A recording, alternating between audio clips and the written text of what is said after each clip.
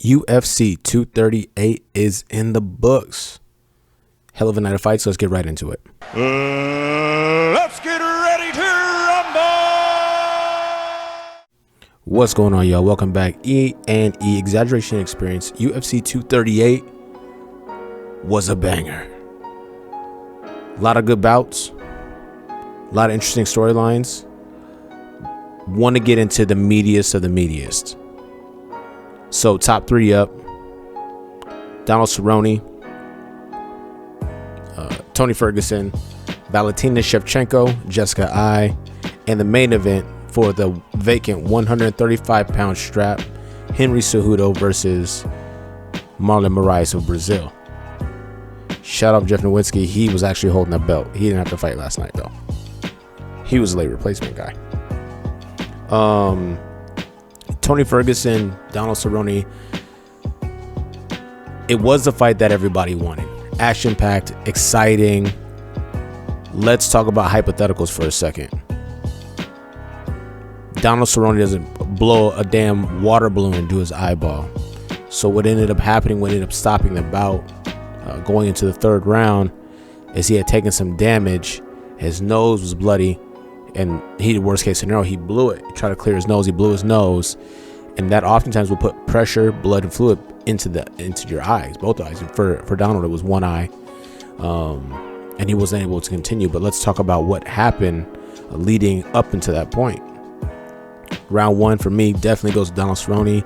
Accurate with a jab. He's been fighting a lot smarter from a boxing perspective, sticking behind the jab, putting in people's face. He cut Tony Ferguson with the shot.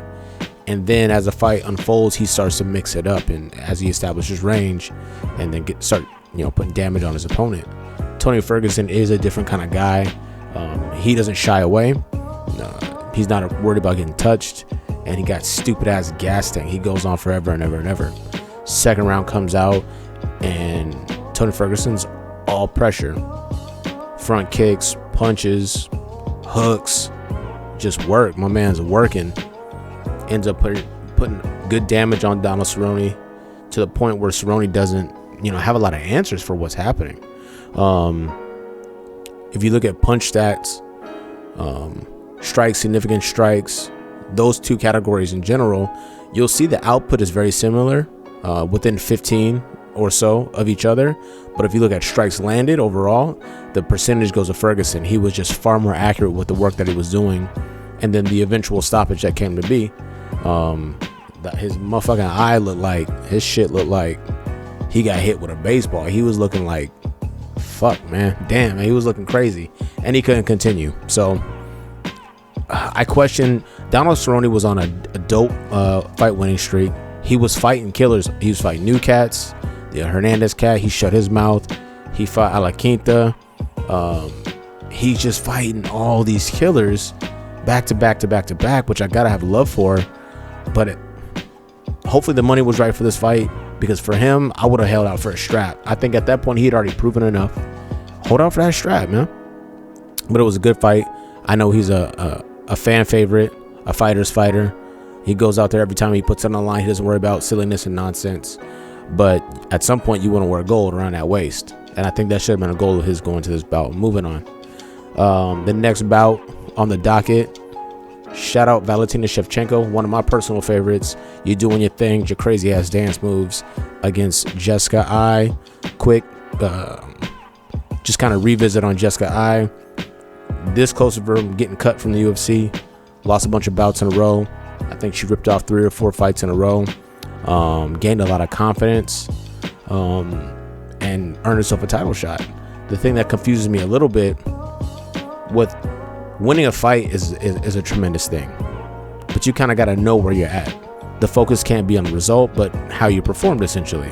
So you go out, you win a bout, you screaming and hollering out at a split decision or a razor thin unanimous decision, 29-28 across the board, or whatever the case may be.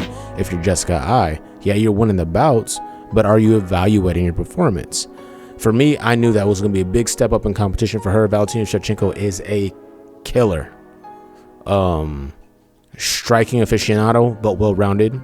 I think she got the only takedown of the bout. I didn't even know that was in her arsenal. But she went out there, I want to say it was round 2. I'm gonna cheat here and take a peek. Yeah, 26 seconds left in round number 2. Vicious head kick knockout where she had my girl out like she was laid out like this, like, and you could draw a line around her body. Like if you was trying to teach a little kid how to like draw around a human being, it could be Jessica I in the center of the octagon. Yeah, Jessica, I believe you got knocked out viciously. Shout out to Jessica I and her team. Shout out Cleveland. Shout out Akron. Shout out Miocic. Shout out LeBron James. She retains her title. She looked good doing it. There's not much more to say about that. Shout out Valentina Shevchenko. She's holding it down for the 125-pound division. Moving right on to the main event of the evening. I had to breathe in the mic like that because I'm mad disappointed. I talk a lot of shit about Henry Cejudo because my man gets on my nerves crazy. But he went out there and he did his thing. 2-division champ. Marlon Moraes, I feel like he had all the tools in the toolbox, but Cejudo was hungrier. It's one of the situations where Cejudo talks so much shit and brings so much weird shit to weigh-ins and meetings and snakes in a bag that he kind of knows he's got to go out there and get that W. And that's exactly what he did. And he went out there. He was busier. Punch stats don't lie. More accurate and busier. I think he got 1 takedown, 1 of 4. Marlon Moraes attempted 2, I believe. Got none. And I feel like the damage, the knees, especially the knees were vicious. That Cejudo was putting on Moraes was just too much. And then he started to run out of gas. Ended up getting TKO'd in the 3rd and winning his 2nd title in the UFC. One at 125, one at 135. Who knows what happens now with the divisions? He has fought and defended the 125-pound division, saying, hey, we need to keep this. It's been rumored that Dana White's not interested in that. But you kind of have to look at it now. You have a 2-division champion that's doing his thing at 125, at 135, and he's doing a bunch of dumb shit on the internet that make people hate him. But it's drawing attention, so you can't ignore that part of it, right? Here's an interesting storyline. Aljamain Sterling, who got starched by Marlon Moraes, I think that was his last loss, since has won 4 bouts. He was on the preliminary undercard. He faced Pedro Munoz, whose most recent bout was against what's that motherfucker's name? I don't even remember his name. He's been beat the fuck up, knocked out so many times. Cody Garbrandt, that's his damn name. Leave this in here, Mark. Cody Garbrandt, that's his most recent victory. He knocked him out. Well, he got taken to school by Aljamain Sterling. So he's won 4 in a row. He's looking good. He's looking like he's starting to live up to the hype.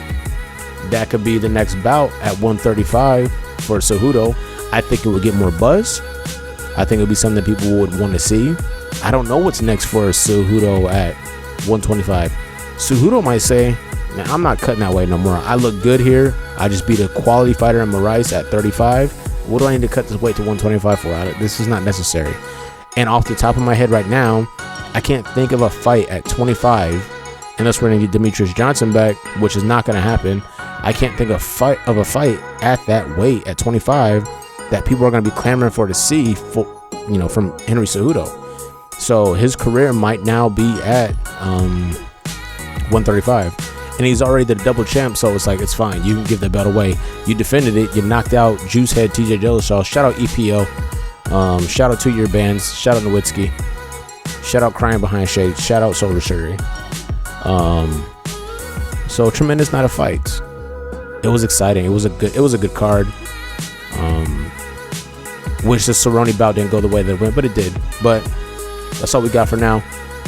What are you guys' thoughts? What does Cejudo do next? What does Cerrone do next? Who's the best challenger for Valentina Shevchenko? Let me know in the comment section. E&E, AB, Mark, we out. Let's go.